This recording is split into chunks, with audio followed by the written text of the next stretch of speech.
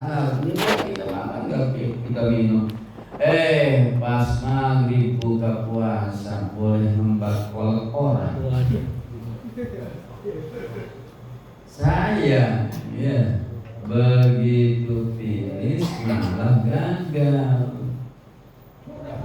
Jaga ya perut kita, jaga dari yang syubhat. Apa yang syubhat? Syubhat itu bentuknya halal, tapi kalau dimakan nggak tenang.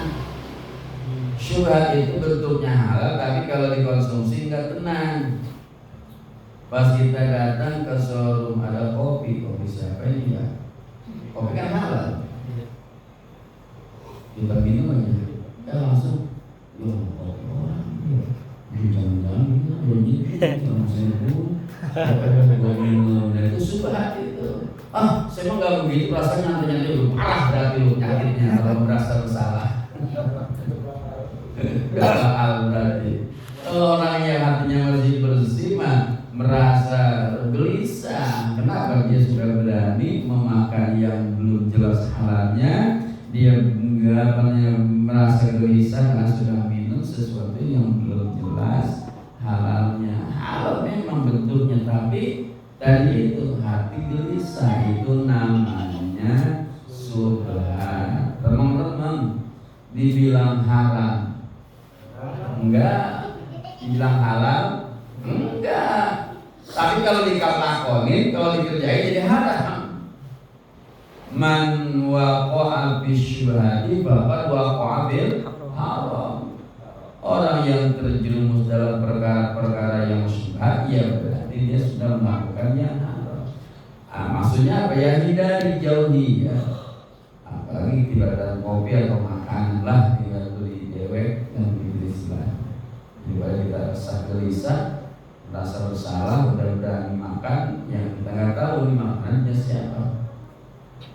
Satu ya, kita jaga perut kita ketika buka puasa, jangan sampai perkara-perkara yang nggak jelas, yang haram itu masuk ke dalam waktu buka puasa. Yang kedua, lidah, jaga lidah ya, dari omongan-omongan ngawur yang nggak jelas, wal kidib, bohong, wal husumah, berseteru atau berkelahi, bertengkar, ngadu mulut, warnawiya dan yang lain-lainnya. Pokoknya dosa mulut, dosa lidah, tolong jangan sampai terjadi ketika kita puasa. Kenapa? Beresiko dengan puasa itu sendiri ya, bisa rusak. Kemudian wanalor, pandangan, jaga mata, jangan jelalatan. Ya, jangan sampai melihat sesuatu yang nggak boleh dilihat. Hati yang sekarang ini, ya Allah. Lihat. Yang terlihat gitu.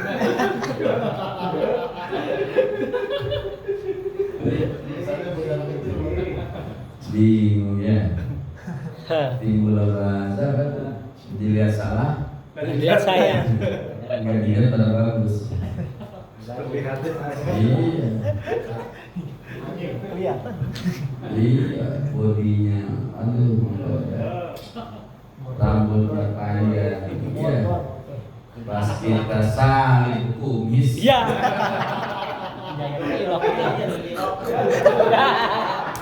Jangan cilok. Ya.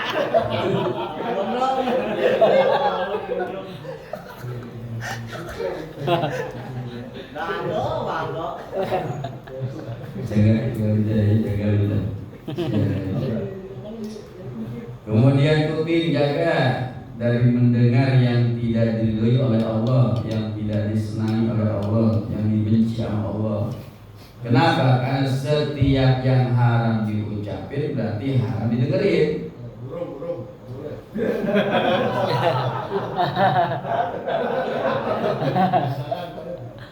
Gue mah nggak ngomongin orang sih, enggak, dia ngomongin, tapi dengerin. Karena kita membela diri. Enggak, gue nggak ngomongin, dia ngomongin. Terus saling ngawur.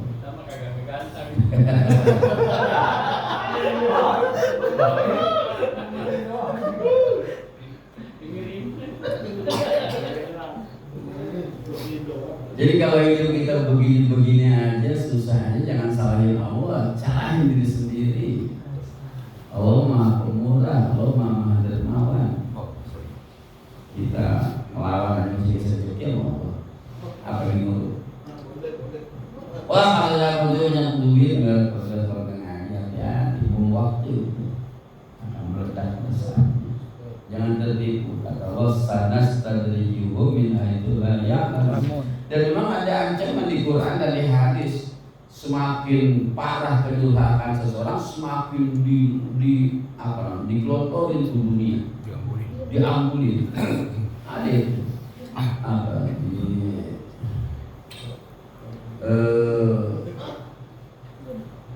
Jadi ketika seorang itu durhakanya sudah keterlaluan, itu justru dibikin kaya sama Allah, bukan dibikin langsak, bukan, justru dibikin kaya sama Allah. Jadi jangan bangga. Sehingga kan kita sering dengar ya, Innallaha yu'ti dunya liman ahabba wa liman lam yuhib. Allah itu ngasih dunia ke siapapun dikasih, yang dicintai dikasih, yang dibenci dikasih. Tapi wala yu'ti, adapun agama bisa melaksanakan ibadah itu tidak diberikan illa liman yuhib, kecuali yang dicintai oleh Allah. Jaga hati-hati ya pengen kita. Kemudian juga menjaga tadi apa tadi? Kuping jaga ya. Nah, kata Imam Al-Barmawi, fa ilam yakufa jawarihahu lam yasullahu ilal haud minal ju' wal atash. Kalau ada orang tidak bisa menjaga anggota tubuhnya, kakinya nggak dijaga, sehingga melangkah ke tempat yang maksiat, tangannya nggak dijaga, kupingnya, mulutnya, matanya nggak dijaga, maka dia tidak mendapatkan bagian apapun kecuali lapar dan haus ruangan. Dalam hadis khamsun ada 5 perkara yufatirna shaima yang bisa merusak pahala yang puasa. 5 perkara bisa menghancurkan, 5 perkara menghancurkan pahala orang yang puasa. Yang pertama al-kizbu, bohong. Bohong pada perkara yang bukan darurat ya. Kecuali yang darurat. Itu boleh bohong, bahkan wajib ya. Ada orang dikejar-kejar kolektor, ngumpet ke rumah kita, nanya kolektor, ada nggak dia? Nggak ada. Bohong, dosa kan bohong. Orang membaca kolektor. Ya, orang mau dibunuh, ngumpet ke rumah kita, jangan jujur. Kalau jujur mati orang. Atau bohong untuk mendamaikan suami istri yang berantem. Tapi kalau nggak darurat, nggak ada sifatnya darurat, yang bohong itu membatalkan pahala puasa. Kemudian wal ghibah, ngomongin orang, ghibah paling enak di ghibah, nggak berasa 2 bungkus 2 gelas. Iya, 2 bungkus rokok 2 gelas kopi itu nggak berasa itu ngomongin orang. Padahal mah undangannya rapat maulid.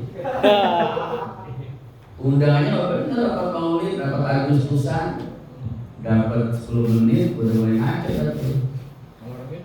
Ngalor ngidul kan. Jadi ya gibah. Wan namimah, adu domba, memecah belah, namimah. Jadi sama 11 sini ngomong begini, 11 orang ngomong begini. Tujuannya berantem nih, namimah. Persis kayak gitu kecil, tangannya tuh, lu katanya mana? Ada orang menang lagi dengan katanya. Wal yaminul kadhibah, sumpah palsu. Jadi ya, sumpah bohong. Dia sumpah bohong. Yang kelima yang bisa membatalkan pahala puasa. Puasanya nggak batal, pahalanya yang batal adalah an-nazar bisyahwatin, melihat dengan syahwat, melihat dengan syahwat. Jadi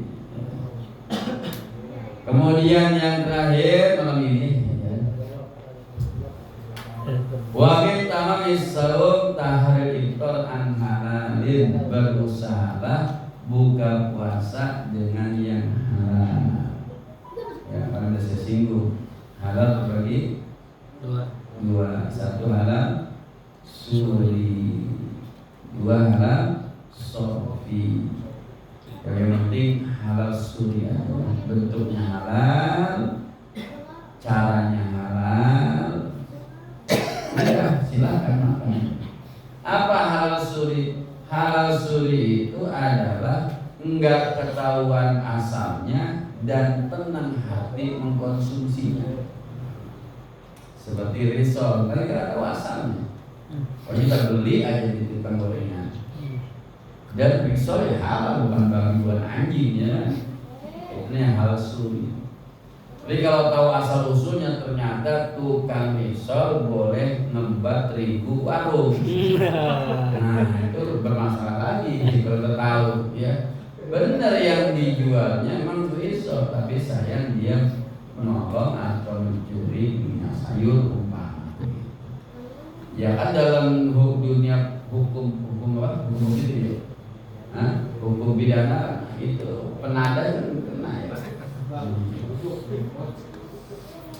Padahal dia nggak nyolong, tapi beli hasil nyolong. Ya, sama begitu juga. Kita nggak nyolong apa namanya, nggak nyolong terigu, kita nggak nyolong minyak. Tukang gorengan yang nyolong terigu, yang nyolong minyak.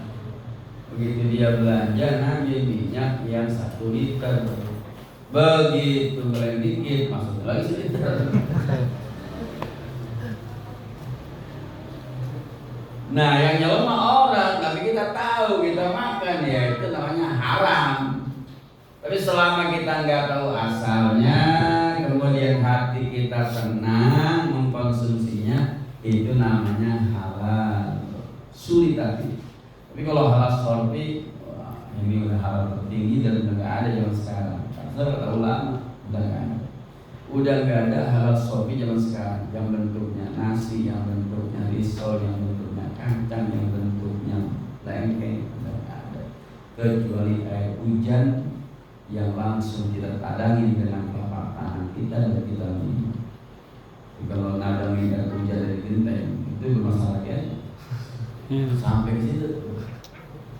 Tapi alhamdulillah yuridullah bikumul yusra. Allah tidak mempersulit. Yang penting bentuknya halal. Kerjanya apa? Kerjanya saya di konveksi, saya kerjanya di pabrik, di perusahaan. Perusahaan apa? Perusahaan odol, perusahaan sabun, ya udah. Itu halal suri. Halal suri. Tapi kalau yang haram, yang haram ya kerja di mana ya? Kerjanya benar, tapi kerjanya bir, kerjanya jadi operator judi online. Nah itu jelas lah. Oke gitu ya. Jadi hati-hati, kita semuanya bisa menjaga puasa kita. Mudah-mudahan panjang umur. Al-Fatihah.